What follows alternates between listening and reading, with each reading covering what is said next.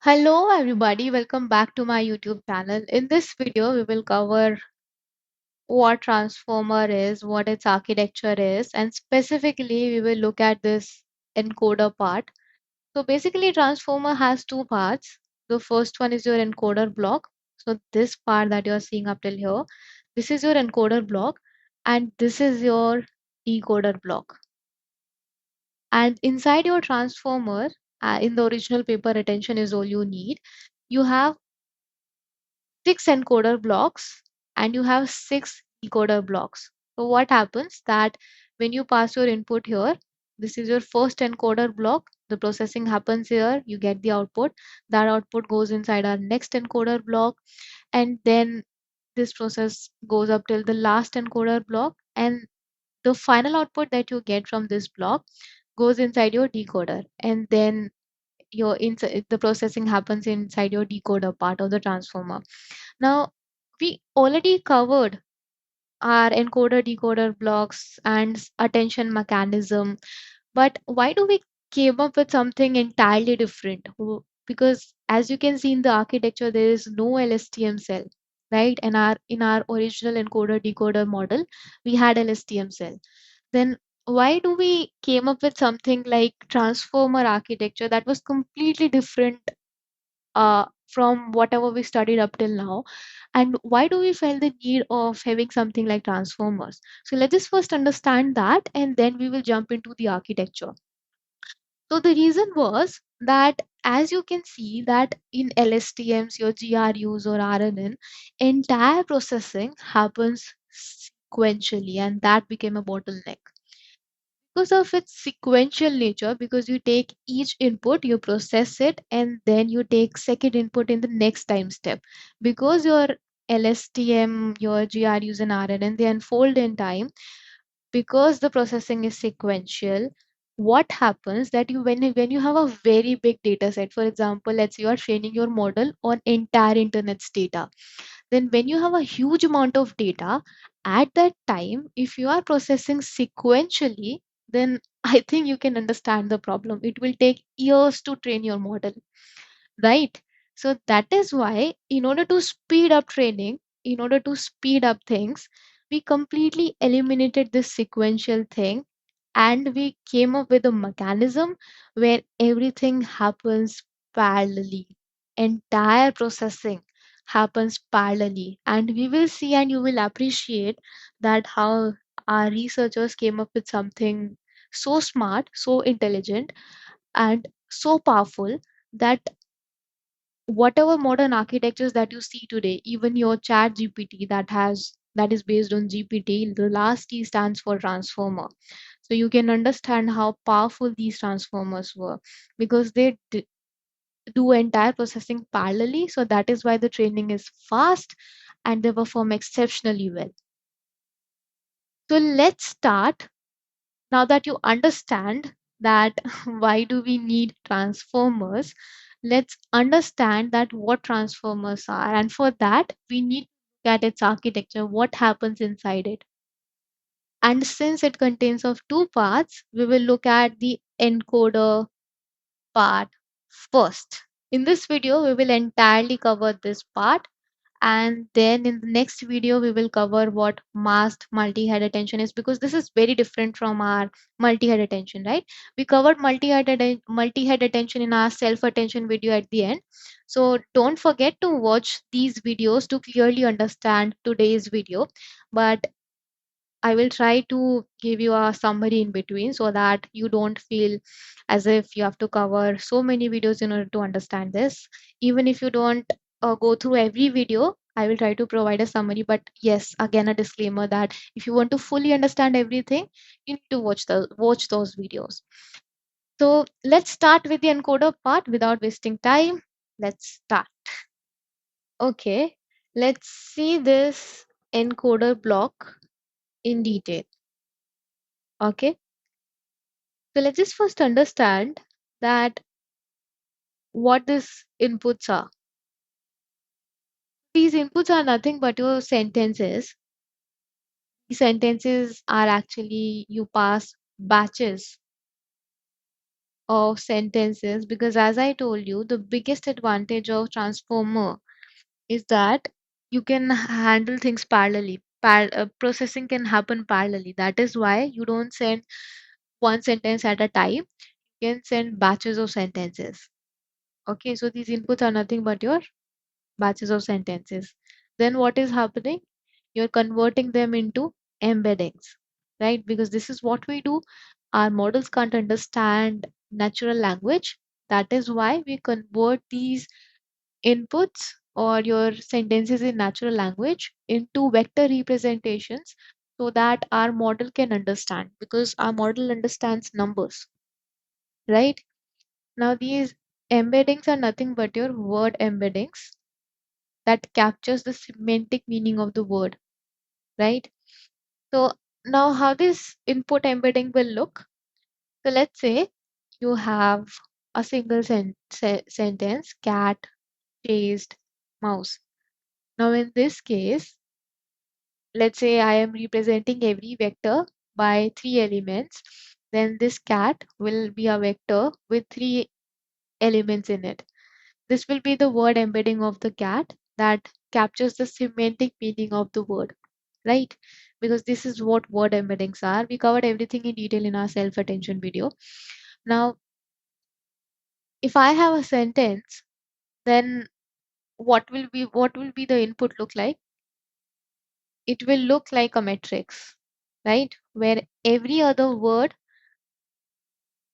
will again be a word embedding, but they are stacked one below the other. Okay, so it will be a matrix, right? Since there are three words and every vector has three elements, that is why we will have 3 cross 3 matrix, right? Now, what if, as I'm saying that we are passing batches of sentences as input, then how that will look? That will actually be a tensor, okay? So this is how the tensor will look. This will be my first sentence, which is a matrix. 3 cross 3. This is my another sentence. Let's say it also has three words. So basically, the input will be a tensor. Okay. And this tensor then goes inside. This tensor will be our input embedding. Now we are doing one additional step here, and that is in every word embedding, we are encoding the positional information as well. We are adding positional encoding vector. And why we do that? As discussed in this video where we discussed what positional encoding is, we do this so that we also tell our model, okay, this is the word embedding of the word. This is what its semantic meaning is, but this is where the sentence in this word is coming in the sentence. This is where the word is coming in the sentence. Okay, so in a way, we are telling our model that this is the position of the word in this sentence. And why this is necessary? Because let's say I have another sentence, mouse chased cat. Now, this cat and this cat will have the same word embedding.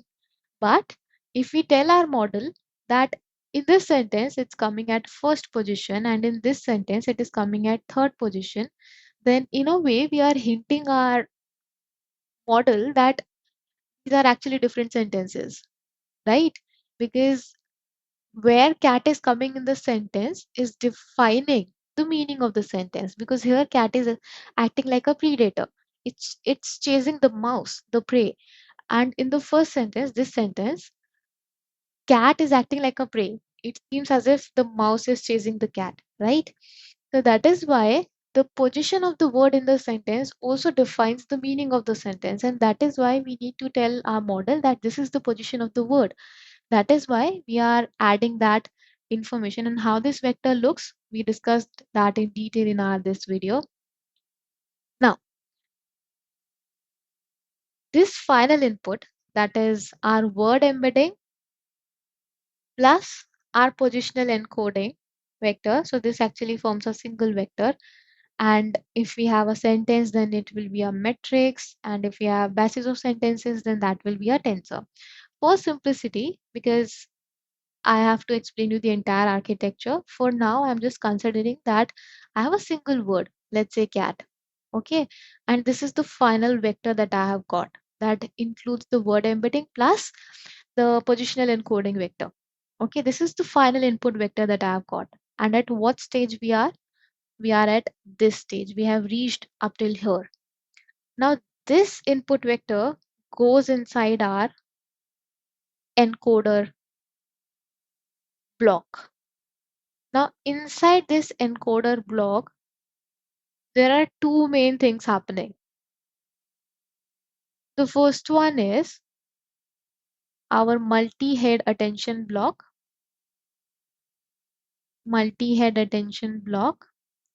and the second one is feed forward neural network block. So these are the two things that are happening, and on top of that, there are small things that are happening. For example, addition and normalization. We will see everything in detail.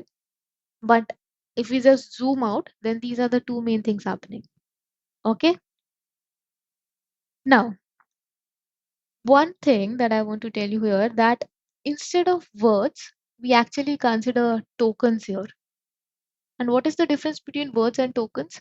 So words are, you already know what words are. So base tokens are either words or less than the words. For example, cat, chase, e, and then mouse. Okay. So these are tokens. Either they are the words directly or it constitutes characters lesser than the words. Okay, for example, in this case, instead of considering chased together, we divided them into tokens. Now, why do we do this? Because this helps the model to understand, okay, we have a special word here. For example, completed, right? So these token-wise division, token-wise chunking helps the model understand that, okay, this is how the sentence is. This is the common word that is coming. And I have seen it. And the model will say that, okay, I have seen it in other sentence as well. So there must be a common pattern here, right? So it helps the model to understand the pattern. So that is why instead of considering the words directly, we prefer tokens.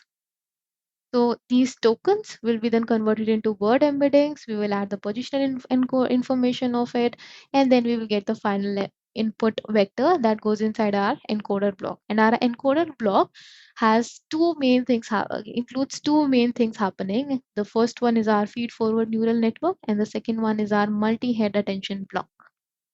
Now, covered in detail what multi-head attention block is in our self-attention video. Believe me, it's very detailed and all your doubts will become super clear. But to give you a high level summary, this multi-head attention block actually contains multiple self-attention blocks. Okay, so this is your single self-attention block. This is your second self-attention block. Similarly, you can have, and why do we have multiple self-attention blocks? So that we can capture multiple perspectives. Okay, but we covered this in detail in our self-attention video. But for now, you can think that why do we take multiple self-attention block as something to capture the multiple perspectives, right?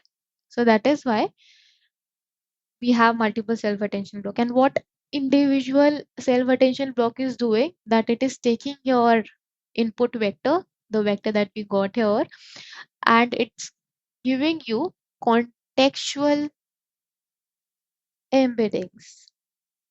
Now, if you are not aware about this, please go and watch self-attention video. But for now, you can think of this embeddings as more contextually aware.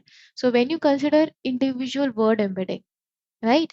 For example, the word embedding of cat, then that does not capture the context in which it is used, right? For example, if I say river bank and if I say money bank, then here bank will have the same word embedding, but in the context in which this bank is used, that is different. That is why we need more contextually aware embeddings, right? So that is why we need to tell our model that, okay, this is bank, but it is used in the context of river. So this is what its embedding is. And we have bank here, which is used in the context of money. So that is why this should be the embedding of it. Those embeddings should be different. It shouldn't be the same. So this is what exactly is happening here. We take our input vector, this vector, and we pass it through our multi-head attention block, and the output that we get is another vector which is contextually aware. This is the main idea. This is what our self-attention block or multi-head attention block does, that it takes in the word embedding that also contains your positional information. It does the entire processing inside it, and then the output that we get, those embeddings are contextually aware. They capture the context of the sentence as well. The context in which the word is used, that is also captured. Now, the final vector that we get, the final contextual embedding that we get, what we do two things then. The first one is we add this input vector into it, and we will see that what's the reason of adding it again. And second thing is that once we have got our final vector from here, which is nothing but your contextual embedding plus the input vector, this vector is then normalized. And how do we normalize it? Through layer normalization that we discussed in the last video that we covered, right? So up till now where we have reached to this point. Don't worry, I will tell you in detail that we do understand, right? Why do we use multi-head attention? And you also understand why do we do normalization, because I believe that you watched layer normalization and self-attention video. And why are we adding our inputs back into our contextual embeddings? This we will cover very soon. In this video only, we will cover this. But I just want to complete this architecture once. Okay. So for now, this is pending. So what we are doing, we had our inputs, we converted them into input embeddings, then we added our positional encoding vector into it, and the final input went inside our multi-head attention block where we generated contextual embeddings. Embeddings were more context aware, and then we added our inputs into those contextual embeddings, and the final vector that we got, we normalized it. Now this vector then goes inside our feed forward neural network. Now let's dive into this network. Okay. Now inside this feed forward neural network, we have two layers. This is our input vector that is going inside our feed forward neural network. Okay. Which includes your contextual embeddings plus your input vector. Okay. And their addition of this sum was normalized. So this vector goes inside our feed forward neural network that contains two layers. The first layer has 2048 neurons, and I am telling this number with respect to attention is all you need research paper. Okay, so in that research paper, the first layer contained 2048 neurons, and every neuron had activation function ReLU. And why do we use ReLU? In order to capture non-linearity in the data. But the biggest question is that why are we even using the feed-forward neural network at the first place? We will see this in detail. So this is the second question that I will be covering. This is the first one, that why are we adding inputs? And here also we are adding the inputs back. And the second thing is that why we need a feed-forward neural network. Okay. But for now, you can think that this is your vector and this is your first layer where you have 2048 neurons, and every neuron has activation function ReLU, and we are using ReLU so that we can capture the non-linearity in the data. Okay. Now the second layer has 512 neurons. So in the original paper, attention is all you need. This input vector has also 512 elements. That is why in the final layer, you have 512 elements. Consider a vector of 3 elements. So instead of that, in the attention is all you need paper, they have considered word embeddings of 512 elements. That is why the final vector that you are getting here as input, that will also be of 512 elements. Okay. And the last layer has 512 neurons, with every neuron having activation function linear. Okay. And the output that we are getting from here, again, that will be a vector, right? That will be a vector. And what we are doing, that to this vector, we are adding this input. We are adding this input, and then the vector that we are getting, we are normalizing it by layer normalization. Okay. And the final vector that we get as an output, where does that go? You have, as you can see here, that we have n x, right? This represents that you don't have a single encoder block in your transformer architecture. You have multiple encoder blocks. So if this encoder block is not the last one, then this output then goes inside our next encoder block. And then the same processing happens that we discussed up till now. And then the output of that vector goes inside our next encoder block. And then the last encoder block that we have, the final output that we get from that encoder block, that output goes inside our coder block. And then the processing happens there, which we will cover in the upcoming videos. Okay. So now I hope the architecture is clear. Let me go through it again, and then I will tell you the intuition behind that. Why do we use a feed forward neural network, or why we are adding the inputs again? Everything will be covered. But for now, let's just revise the architecture once. Okay. Let me just erase everything. I've done a lot of mess here. Perfect. So what we are doing, we have our input sentences, we converted them into tokens.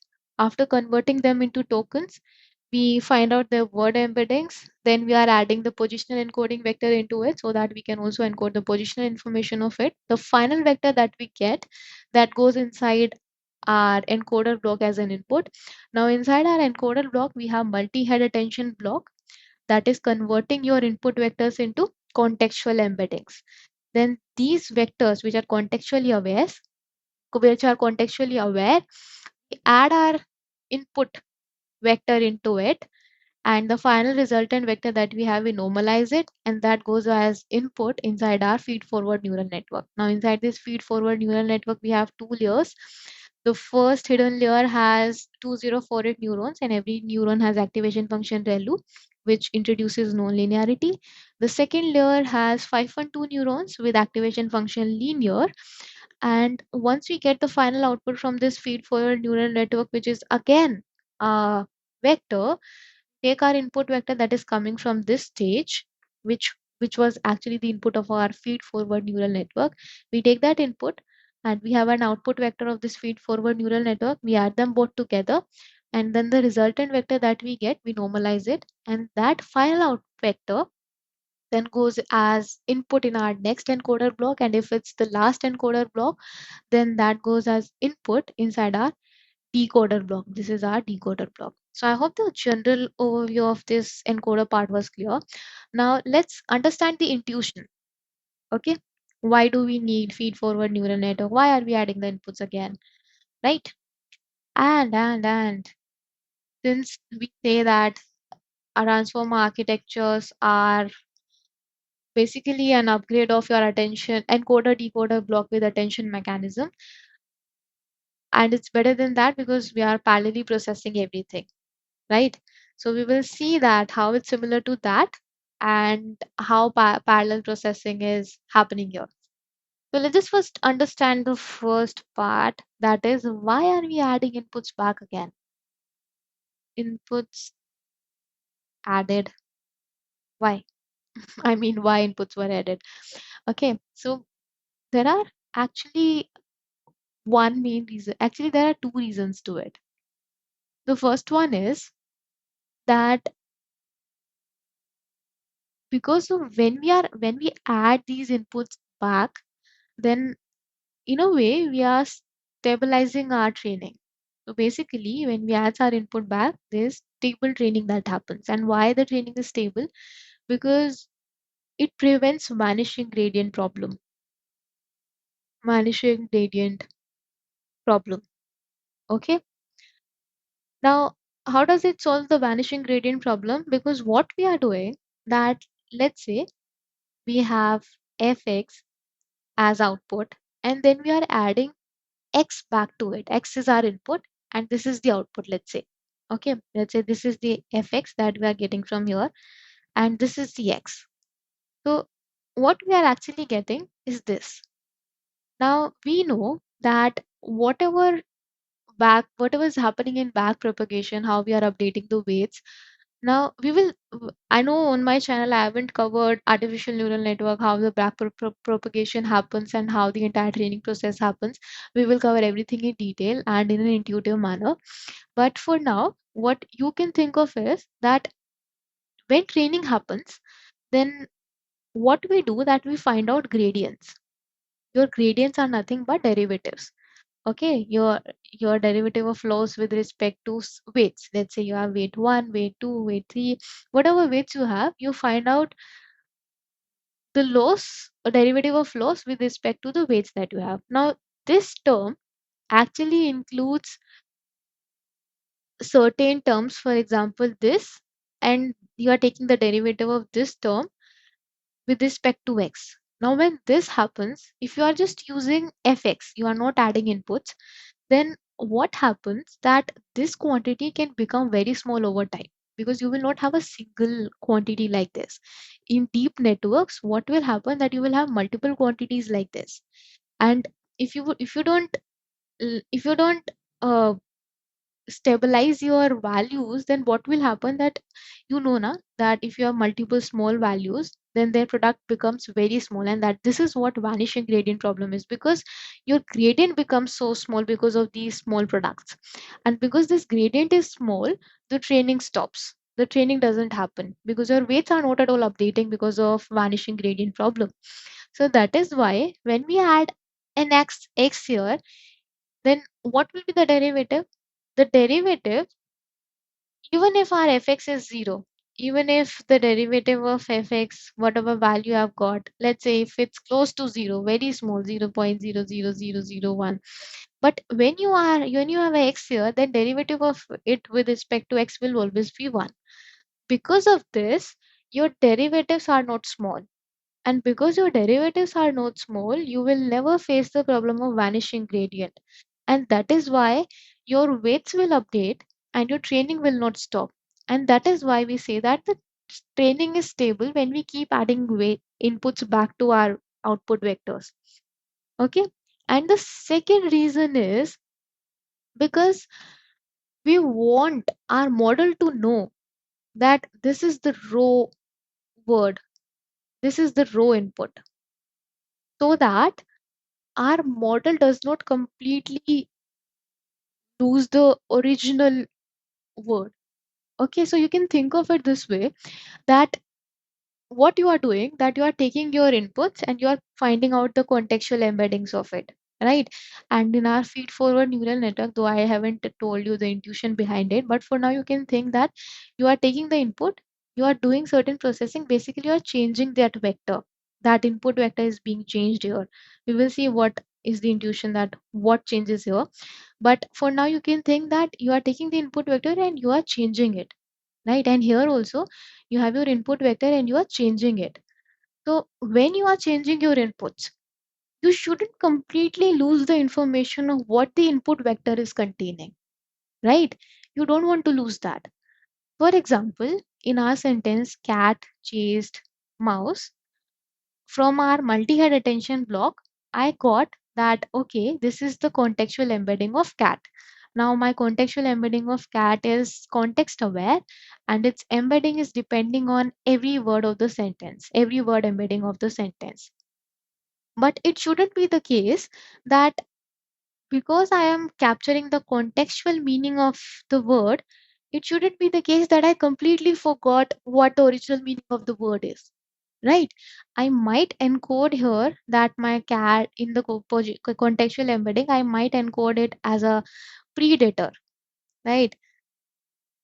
I might encode it as a predator, but I shouldn't forget that it's an animal who is actually loving, right? So basically, what I'm trying to put here, that cat is not similar to tiger, right? You can pet a cat, but you can't pet a tiger. So if you are capturing the contextual meaning of the word, then original meaning shouldn't be lost. So that is why through this way we tell our model that this is the original word, this is the original input, and you shouldn't forget about it. Whatever you have got through processing, that is excellent. But don't forget what the original input is. So this is how, that is why we are adding. We are just telling our model this is the original information. Don't forget it. Every time we are telling it. Okay. So these are the two reasons. The first one is stable training, and second one is we don't want our model to forget was what the input was. Now, the second part, that why do we need feed forward neural network? What is it helping us with? So, what feed forward neural network is doing, that again, it's doing two things. The first one is that in the recent research papers that I've published, what scientists see this layer as, what scientists see this neural network as, that it is a key value memory store. So basically, your first layer is acting like a key. Okay, for example, if I consider this neuron, then it might be asking a question. For example, is this a scientific term? I'm just giving a rough idea, that a rough intuition that what is exactly happening here, but it might not be the exact case that I'm telling you. Okay, it might be something else. But for to understand basically what is why do we need a feed forward neural network? What is the intuition I'm giving you this example, that this neuron might be asking that is this a scientific term? It might be asking this question to this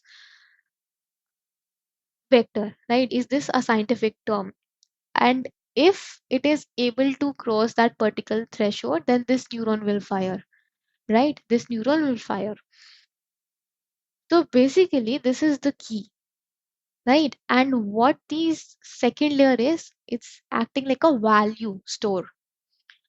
So this might be saying that yes, it's a scientific term, and this is what it means.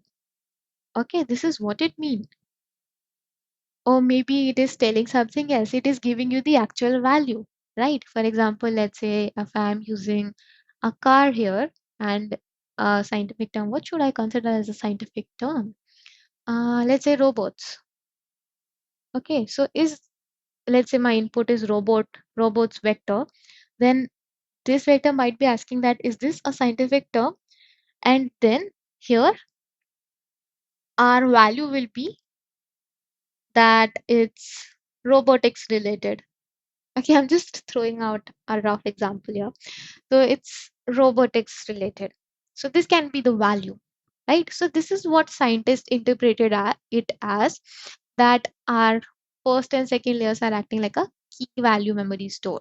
And the second idea is that we are capturing the non-linear patterns that I told you here. These are, if I consider a single word like cat, then it's a cat, this file. It's a biological creature. There are multiple dimensions to the word cat itself. It's a biological creature, right? It's something that you can pet. It's it's non-vegetarian. So there are multiple dimensions even to a single word. So that is why use a feed-forward neural network, so that we can capture the different dimensions of the word that are more appropriate, that are most appropriate, right? So it helps in capturing the non-linearity in the data, because what we want is, okay, that this is my contextual embedding that I have got, but th- there might be more dimensions to it, right? For example, if I have river bank, then I might get contextual embedding of bank and river. But after my feed forward neural network, what I might get bank as a geographical terminology. Okay, as a geographical terminology. So it's embedding will shift in that direction. So that is why if this is my input vector, then after applying my feed forward neural network where we capture non-linearity in the data, we try to capture multiple dimensions of the vector, multiple dimensions of our word. And in a way, we try to jump to a particular conclusion. Okay, this is my final understanding. And this is the output that we get. That is why we use our feed forward neural network. I hope these 2 points were clear. And I hope that encoder part was clear. If even if I know there might be some doubts, or it or a miracle might have happened that you might have understood everything. But even if you have slightest doubt, then do let me know in the comment section. I will try to help you out in the best possible manner. I hope this video was helpful and you were able to understand the encoder part. In the next video, we will cover what masked self-attention is. No, we already know what multi-head attention is, but what this masked term mean here. And then we will see what this cross attention block is. Although it's written multi-head attention, but you, as you can see here, that it's not taking in a single input. There is input coming from our encoder block as well. That is why we say that it's cross attention block. We will cover these two topics, and once this is clear, we will then finally understand what happens inside our decoder block. So if you like this video, give this a thumbs up and subscribe to my channel. See you in the next video. Thank you so much.